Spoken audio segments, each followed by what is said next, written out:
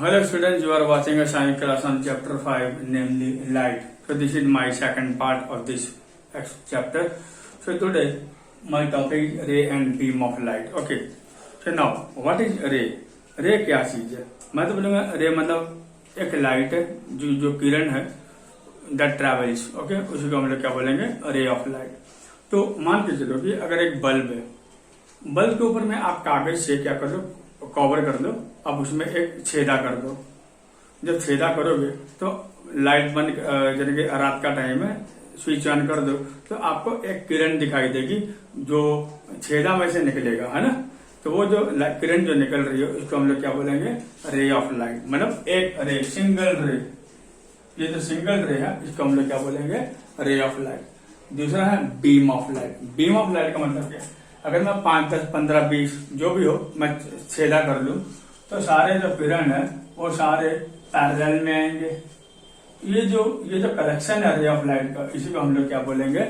Beam of light बोलेंगे. Clear. Next हम बात करेंगे, इसको मैं पैरेलल बीम भी बोल सकता हूँ क्योंकि सारे से पैरेलल में है. नेक्स्ट हम बात करेंगे कन्वर्जेंट और डाइवर्जेंट. कन्वर्जेंट का मतलब क्या है? देखो ये है कन्वर्जेंट, दूसरा है डाइवर्जेंट. कन्वर्जेंट का मतलब है बहुत सारे ऑब्जेक्ट से जो किरण आ रही है ना, वो किरण यानी कि इस तरह से आएंगे, लेकिन सारे किरण वो एक पॉइंट में आके क्या करेगा? एक पॉइंट में आके मीट करेगा. आया एक बॉडी से किरण, लेकिन वो सारा लाइट एक कन्वर्ज होकर एक पॉइंट में आके मिलते हैं.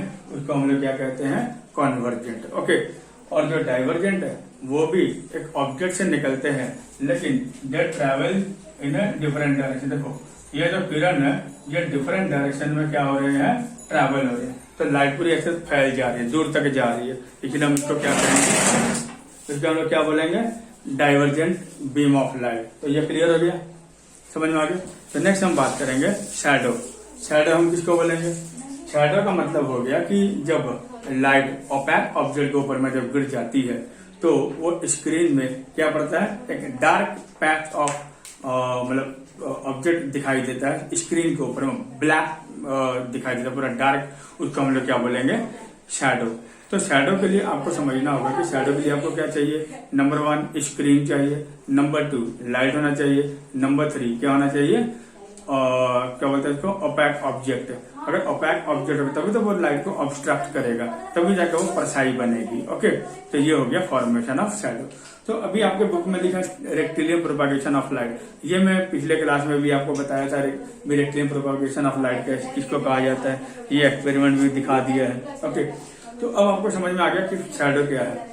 तो शैडो जब फॉर्मेशन होता है उसी के चलते क्या होते हैं? Occurrence of eclipse take place. तो ग्रहण जो होता है वो 2 तरह का होता है. एक होता है सूर्य ग्रहण, दूसरा होता है चंद्र ग्रहण. ओके. तो अब ये आपको समझना है सूर्य ग्रहण और चंद्र ग्रहण के बारे में. तो ये हम नेक्स्ट क्लास में बात करेंगे.